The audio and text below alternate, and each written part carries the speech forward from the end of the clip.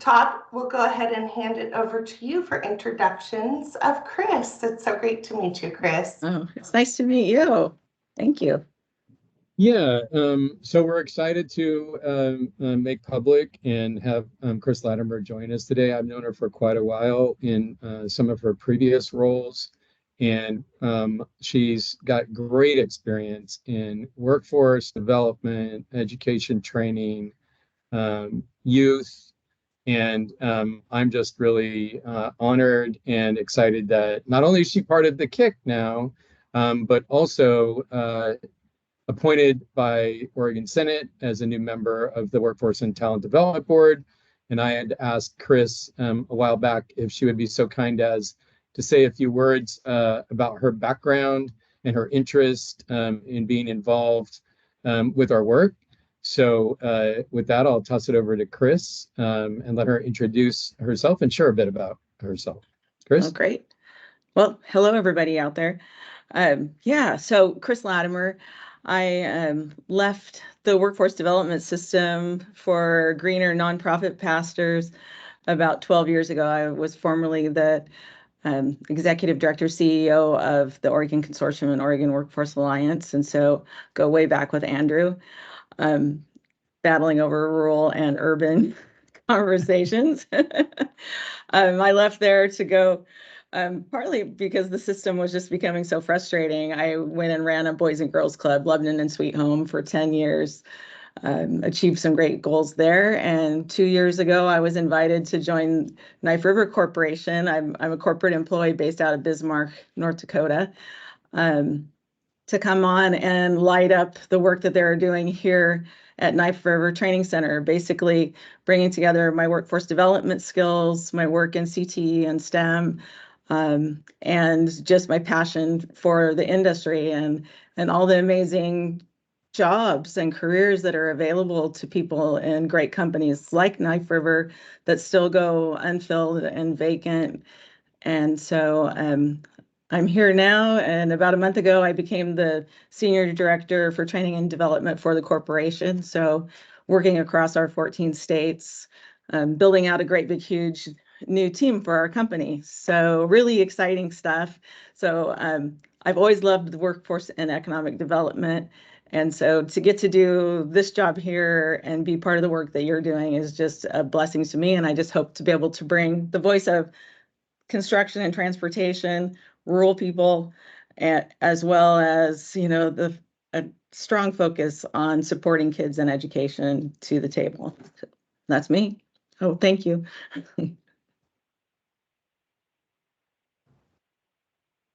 Oh, Todd, you're muted. I was just saying, thank you so much, Chris. And I just add, I neglected to say that you might have noticed on the agenda, however, but in case you didn't, that Chris will join Kaylin as co-chair of the committee. So we have that good representation from both the local areas with Kaylin and then with the State Workforce Board, as was originally planned, sort of as we, Andrew and I, worked with other partners both at the state and local level in terms of sort of the balance and shape of the membership. So thanks again, Chris. Glad you're here, and I'll toss it back to you, Kaylin. Yes, welcome, Chris. Looking forward to not only getting to know you more, but learning from you as well. I think we've got a fantastic group of diverse leaders from across the state that once we really figure out how we're going to work together, we've got some great work ahead of us. So let's see here. Moving into approving the February 28th KIC minutes. Is there a motion from the floor? Before we do that, we actually do not have quorum yet. And then I'd also like to confirm who's on the phone with the last four digits of 4239. This is Robert Westerman calling in from 541-270-4239. Awesome, thank you. I'll put it in the chat as soon as we have quorum. Thanks, Sydney. Sorry about that. Okay, well, Todd, I'm going to hand it back over to you then to kind of tee us up for today's meeting. So, Sydney, could you pull up the agreements that are in the packet? as she's doing that, I just wanted to remind us all that in one of the previous meetings, maybe it was the last one, I don't recollect for sure, but we brought in the Workforce and Talent Development Board agreements that the state board had approved as sort of principles that we'd abide by as we conduct our business. And then, as I said, the KIC adopted those as a committee of the WTDB. And I just wanted to refresh your memories around those agreements, since Chris is new, and there may be some of you that may have missed the approval and adoption of the agreements. I wanted to just quickly highlight those. These were developed by our executive committee membership, in particular, Sherry Dunn, vice chair, and Chelsea Watson with AFL-CIO, and myself formed a small little work group of Mighty Three and developed these for review and approval by the State Workforce Board. So not surprisingly, we aligned with the acronym of the board, WTDB, and have 4 high-level buckets that we organized under, working collaboratively with transparency and trust, using data to make better decisions, and tying back to the WTDP strategic plan, which if you haven't read, I would encourage you to look it up on our website. Super easy to find. It's only 1 page, about being bold and innovative. I'm not gonna touch on all of the detailed bullets below that, but I do think it's worth noting that we really want to foster a sense of collaboration and engagement and participation. We really want to be transparent in the things that we do and build trust and respect, and really use data and be dedicated to results and outcomes that matter. So again, I just wanted to refresh your memories, encourage you to review these prior to every meeting. Our plan is to send these out in all future meeting packets as we move into our work around the KIC assessment for 2024. So that's all I have. If there's any, well, I'll say it this way, if there's no questions, I'll go ahead and toss it back over to you, Kaylin. All right, open up the floor for any discussion.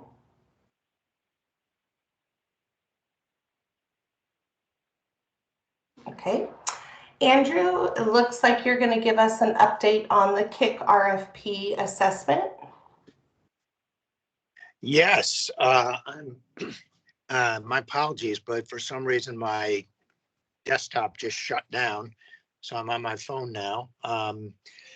But I'm pleased to report that the RFP was just issued. It is now officially on the street. Thank you, Todd, for shepherding that through the state process, which can be a challenge.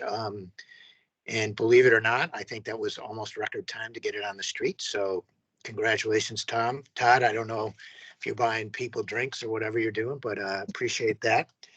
So the responses are due on the 7th of May.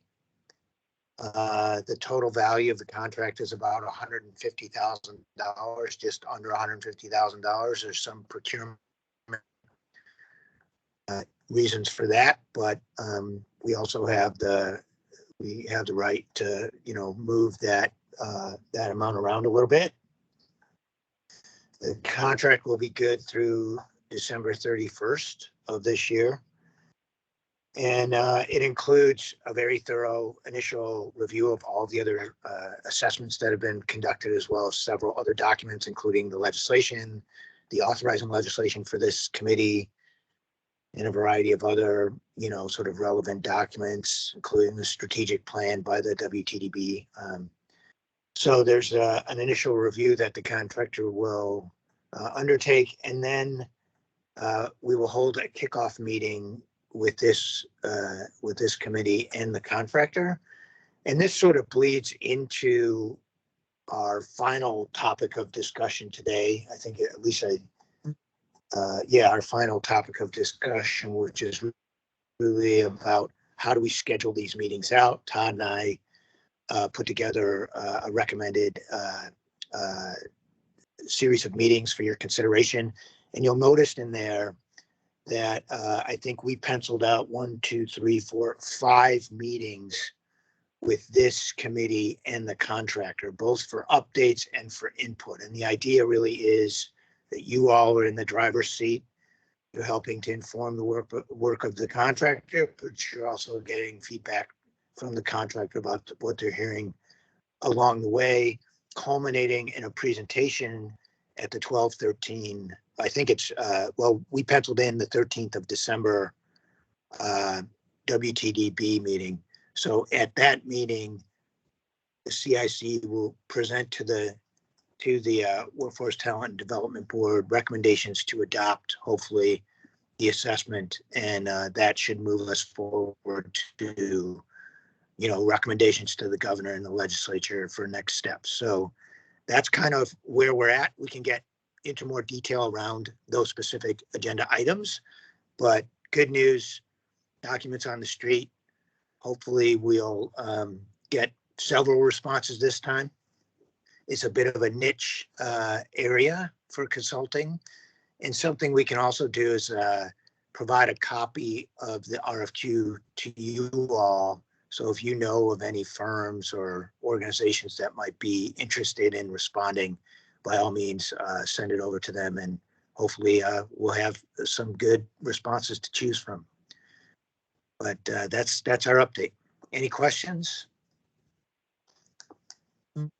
I was just going to ask if it was possible to get that link or a document that we can share out on our LinkedIn profiles or somewhere. The more that we get this out to our diverse networks, the better the chances are that we find a really great candidate to fit the needs.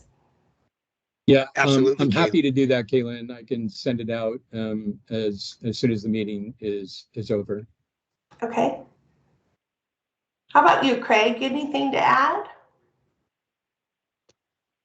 Nope. Thank you. I'm looking forward to the opportunity to see who we can interest. Me too. Looks like Brent's in agreement too. I love how interactive you are in meetings, Brent. It's like can always look to you for some assurance. Okay, thanks so much, Andrew, and great work, team. Jumping in further on the agenda, Racial Justice Council Partnership. Todd, hand it over to you. Okay, thank you. I just wanted to remind folks also that as we were developing the RFP, we reached out and began conversations with Marin Ariola, who was representing the Racial Justice Council. He helped us in several meetings in conversations and development of the RFP. That was sort of doing this out of order in response to the conversations we had at our January retreat and work session up at Portland General Electric, as you'll probably recall. Since then, we've had additional conversations, and in one of the last ones we had, we thought it would be great to consider ongoing partnership by potentially bringing in a representative on the committee from the Racial Justice Council. Marin was very interested in that strategy, but unable to attend today. So I'm excited and honored to say that in his stead is Jan Mason with the Racial Justice Council. And I think Andrew and I and Kaylin and Chris just wanted to create this space for a conversation. We weren't sure what it was going to look like, but got the late breaking news that we were going to get Jan as a guest today. So to honor and respect you being here, Jan, I thought it might be great if you would introduce yourself and share any comments that you would like. generally about the Racial Justice Council, and then in particular about a partnership with the Continuous Improvement Committee. So I'll toss it over to you, Jan. Thanks, Todd, and thank you everyone for allowing me to join you today. My name is Jan Mason. My pronouns are she, her, hers. I wear many hats. As I mentioned with the Racial Justice Council, I'm the co-chair of the Economic Opportunity Committee, but am also on the RJC Council that meets with the governor. We are in a little bit of a switch of a transition of our schedules. So we actually just met as a committee this week. And then we alternate months now with our meetings with the governor. So that is a new schedule standard that we're following starting this spring. So next month we'll meet with the governor, then the next committee meeting then will be in June. As far as partnership and connecting with the this Continuing Improvement Committee, we had a short discussion yesterday, and there was a unanimous indication of interest, as well as trying to figure out how to connect with you all. I think we're open to that, not just open to it, but we're eager to engage. Marin is also part of the committee, which is why he's been engaged, and he and I have had just conversations on the peripheral, but have not had direct conversations on what's new. So I am not quite up to speed at the moment. I did get a note from the governor's office that there was also a request sent to Vince Porter to meet with the committee to talk about this RFP, I'm sorry, the Workforce Ready grant. So I'm not sure if that's the same committee. I could be getting them mixed up, but I believe it is connected to HEC. That might be a separate committee, Todd. But yes, happy to meet with you all. I can put my contact information in the chat as well, so you have it. And yeah, definitely open to meeting and connecting with you all. My co-chair is James Parker. He's the executive director for the Northwest Native Chamber. And he is also eager for us to engage with this group. So thank you, and let us know. I don't know the frequency of this meeting, so again, I'll put in my contact information and we can connect with each other.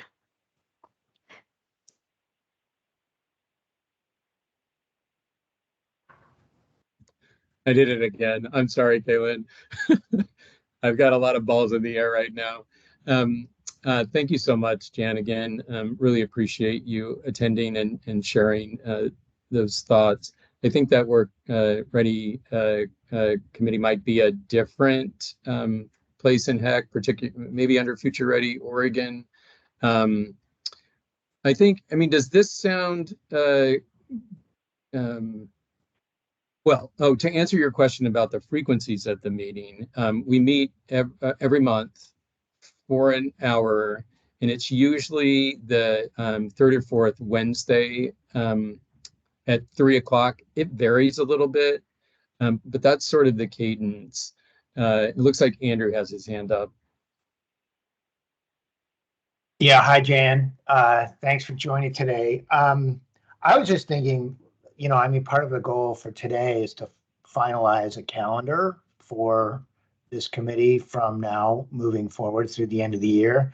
And I also think, you know, just when I reflect on the work that we're about to undertake, that to me, I mean, we're beginning this assessment process, right? It would be great to hear and to have the Racial Justice Council at the table helping inform the work of that contractor and helping us, you know, evaluate that work, inform that work, and also then be in a position to move the recommendations forward to the governor, because I think she really is interested in ensuring that whatever recommendations she considers are, you know, inclusive and they are arrived at with an equitable lens. So having the council involved right at the front end, and Kaylin And folks, I don't want to overstep my bounds, but I feel like this is a perfect opportunity. If we can get this calendar down, we can share with you, and whether it's you or Marin or others on the council that want to participate, it just seems like an opportune time to start that relationship with a concrete thing to do together. Yeah, let's jump right into the calendaring if everyone's okay with that. And Sydney, are you able to pull up that portion of the packet?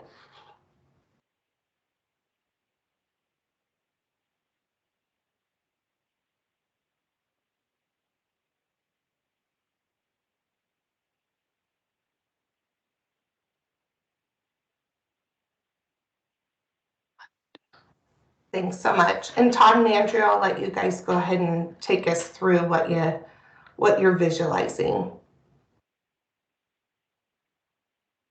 Okay, well, I will kick it off and Todd, chime in whenever you want. So, I think given our feedback session, given our planning session up at PG a while ago, it's clear that folks want to have a different level and a higher level of engagement. Todd had also met with some committee members individually and maybe even collectively, I don't know, but there appeared to be a desire to really figure out how can this committee look more broadly maybe at the public system beyond these assessments, recognizing that sort of our reason for being is to produce these assessments. So Todd and I, given your feedback, given what we heard at the strategy session at PGE, we thought, well, maybe what we could do is try and calendar stuff out from now until the end of the year. And so what we did initially was, obviously we started with today, so you have the agenda from today, but our next meeting is on the 22nd of May. So we think that should still be virtual because we're just going to be getting back the responses to the RFP on the 7th. And I think that meeting, we're going to have to figure out, hopefully before that meeting, probably online, we're going to have to figure out, well, who's reviewing these? Is it the whole committee? Is it the whole committee plus people? Is it a segment of the committee? How do we want to do that? And then hopefully by then, we'll be in a process where we can discuss, review those proposals, and make a recommendation for selection, because we have to move this work forward. So that's really the bulk of the agenda. The next agenda is review those proposals, discuss them, hopefully make a recommendation by the end of that meeting. And then the next meeting, which would be the end of June, we think we need to have within the RFP itself, it requires a kickoff meeting. So we presume that the 26th of June will be that kickoff meeting, which will frankly be managed by whatever contractor we select. So they're going to have to come to us. My guess is by that time, they'll have scoped the documents. They'll have thought about it a bit more. They'll have, looked at the circumstances and come to us with some clarity and some questions would be my presumption. Then if we keep the 7/27 meeting, that is the one place or the first place where we thought, okay, this is not an agenda that's going to be managed or consumed by the assessment report. So any of the meetings where you see TDB are meetings that Todd and I presumed would not be consumed by a focus on the report and would have therefore some opportunity to explore some other component of the system, and really wanted to talk today about what are some of your ideas or some of your, interests that we might consider for those to be determined meetings.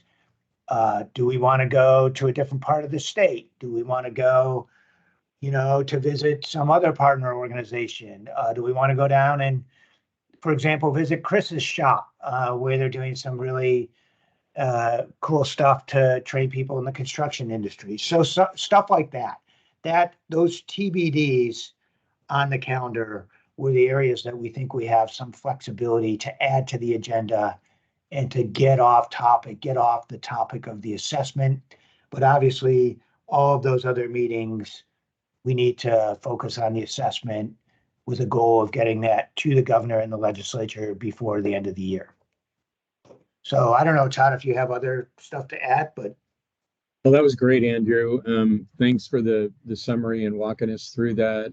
Only thing I can think of to add is sort of more logistical and not surprising, but just a caveat that this was our best guess on sort of the schedule of events, given the hiccups and unforeseen things that may occur with receiving applications and capacity and procurement and other developments. It may be that we have to tweak this a little bit.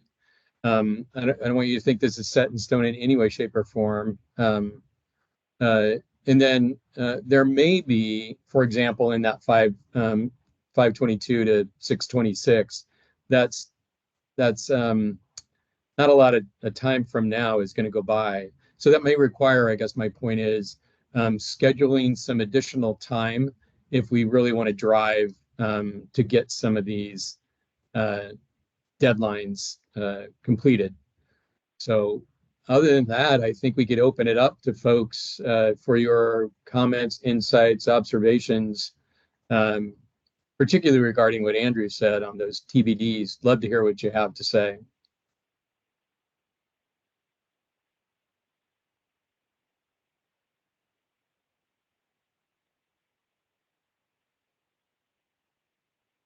Well, frankly, I love the idea of getting out and seeing some different things. Sorry, I didn't raise my hand. I'm terrible about that. And we'd be happy to host one of those TDBs down here at the center, but it wouldn't be able to be in July. It would have to probably be the September. Tell us, Chris, where is your facility at? Well, it's super top secret. Oh. It's located right off of, not at all, right off of Interstate 5 on Highway 20, just outside of Albany. We're about 3 miles outside of Albany. Andrew mentioned that he drove by and could see our dome from the highway, so we're not very secret at all. So. Excellent. Well, thanks for volunteering. Mm-hmm. Craig, go ahead. Yeah, I like the TDB options and would also like to second the chance to get to the Knife River facility. And I think we should take advantage and get that commitment made if we can for September. I think it's absolutely essential. My interest in all of this is, again, to look at where the investments have been made, who's taking advantage. That doesn't necessarily mean Knife River is one of those. I don't know if you are or you aren't, but I think it is important that we go to some employers who are experiencing the opportunities that these investments have led to. And, we do need to spread that around outside the Willamette Valley if we can.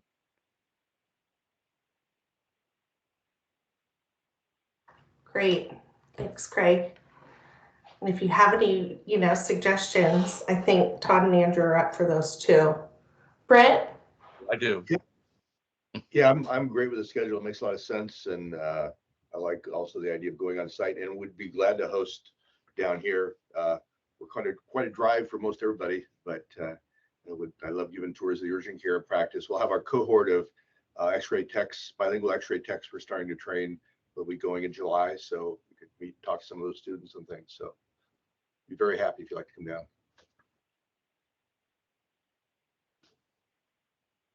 Great. Todd and Andrew, is this what you were hoping to hear? Sounds pretty encouraging. Yeah, I think that's great. Brent, in terms of, I just lost the calendar again. In terms of dates, if Chris were to take the 25th, would the 27th of July work for you? Yeah, somebody put that in the chat. I saw it just come across. Is that truly a Saturday, or is that the intent? I just saw it come across the chat.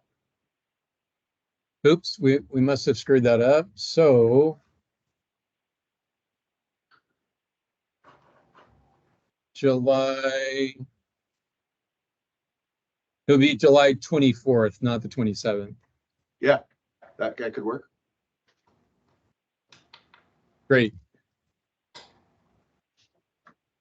Craig, did you say that you had some ideas that were percolating around in your head as well, or did I mishear?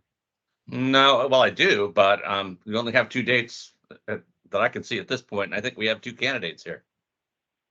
Okay. Yeah, Brent, I mean, yeah, it's very timely. I talked to Guru yesterday, who runs a bunch of urgent care facilities up here, and he's like, Brent has the same issues as we do. And Willamette Valley or Southern Oregon, we're all like struggling for some of the same issues. So I think that's great. Thank you for offering that up. Sure, my pleasure. And I think it would be fun to plan for next year, right? To continue these in-person connections. So Craig, if you can send over, partners that you were thinking of to Todd and Andrew, it's good to start, planning further ahead and getting those things on the date. Andrew, when I heard you talking about getting RFPs back and, assembling a committee, is that something that might, be beneficial for us to jump on today? Gauging from folks around the room who are interested in reviewing those contracts, or do you have a different process planned? Caitlin, I think it's up to you all. They're due on the 7th. And so Todd, I don't know how quickly the state does the review up there. Do they just receive them and send them around? So I don't know the nuance to the state procurement structure, but Todd probably does. But I think if I recall, Andrew, from the last go around with the KIC, the procurement collected all of the applications in a packet, gave us guidance in terms of how the review needed to be conducted in order to abide by state procurement and award requirements. And then I think what we did the last time was ask for volunteers on the KIC. We've sort of positioned it a little bit differently because this time it seemed, Kaylin and Chris in particular, just so you know, that there was more energy around being involved in the overall review, scoring, and award process by the entire committee. However, back to what I was saying, the last go around, we asked for volunteers and created a subcommittee to review and award the contract. So in terms of turnaround time, I don't honestly remember how long it took us to do that. I do remember that we did it pretty quickly with a small group, and it was very collaborative and good conversation, and we were able to, as I said, land pretty quickly and smoothly on the selection of a contractor. However, I'll then stop and say this, Andrew, in response to your question. I think probably one of my best next steps would be to connect with Derek Disney, the manager over in procurement, because there's been a lot going through procurement as of late. So I could check in with Derek and get his best guesstimate in terms of what that time might look like, and also just gauge whether or not there's anything new we need to be aware of that I'm not aware of, and then of course anything I've missed. So I'm happy to do that and just check in with Derek and then report back to everybody via email. That works for me. Does it work for everyone else? And then Todd, if you want to kind of guide us on what would be helpful. Hey, I need 2 or 3 people to volunteer. I think that would be a great way too for people to raise their hands and us to, as a committee, really keep moving this process forward. Yeah, I'm happy to do that. I just want to honor everybody's thinking and input from when we were together in January at PGE. It would be great if we could get a sense of, Kaylin, if that's the way everybody wants to go, is to just go that same way and ask for volunteers, or do you all as a group want to be involved?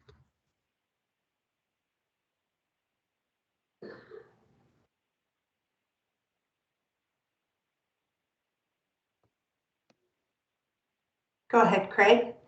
So one of my suggestions is that you probably should leave it wide open for the entire committee, since we have a challenge just getting a quorum.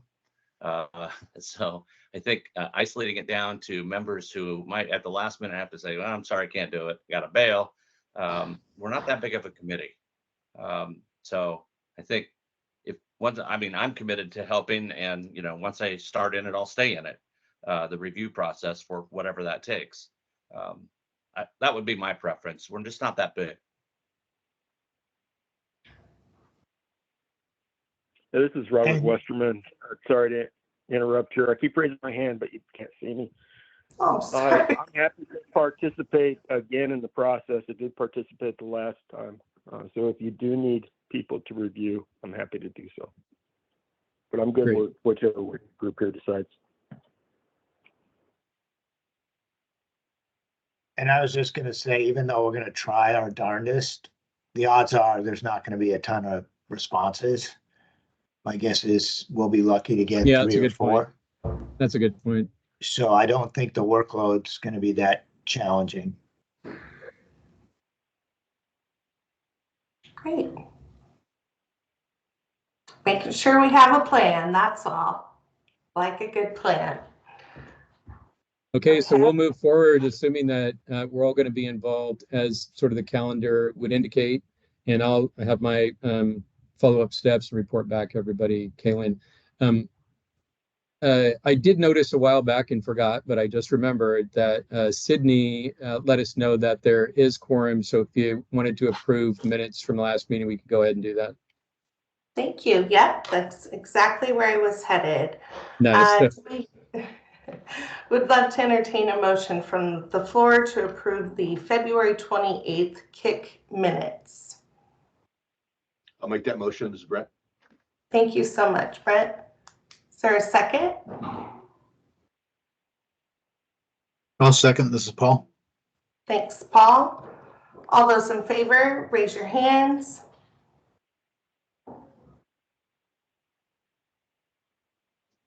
Any opposed? Or any wishing to abstain? Great, motion passes. All right, is there anything else for the good of the order? Todd, Andrew?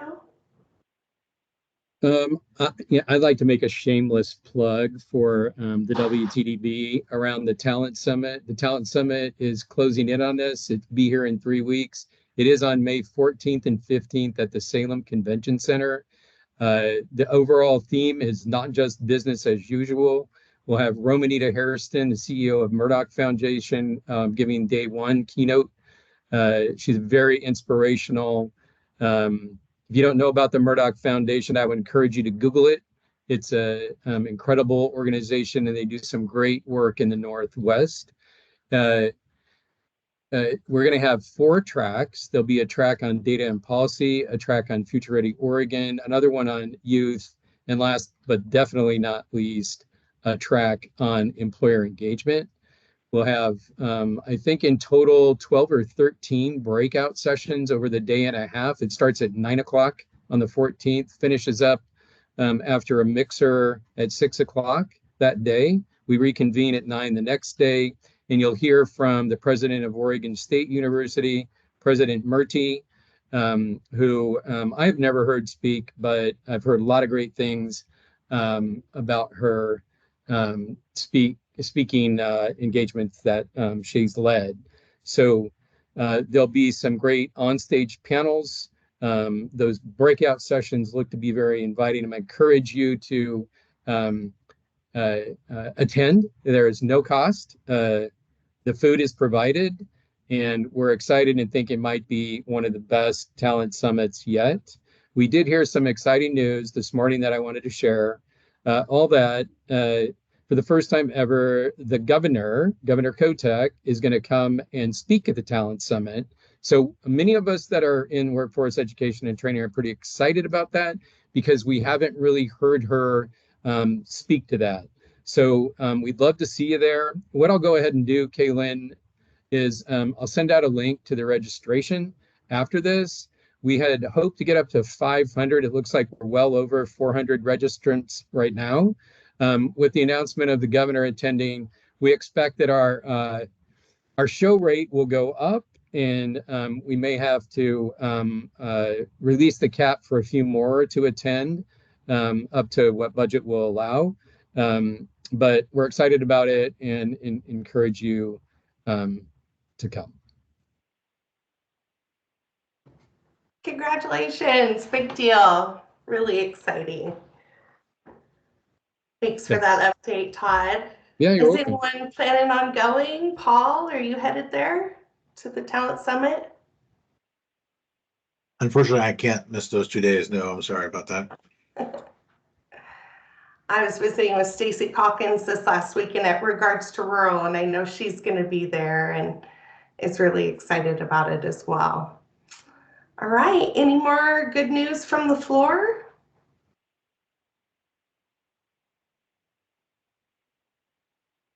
Well, the gift of time is a true gift, so let's adjourn this meeting a little bit early this afternoon. It's 3:43 p.m. We'll go ahead and adjourn. Look forward to the follow-up email items from both Todd and Andrew, and thank you all so much for attending today and being part of building a stronger Oregon together. So take care all. Thanks, everybody. Thank you. Thanks, everybody. Thank Thanks, you, Caitlin.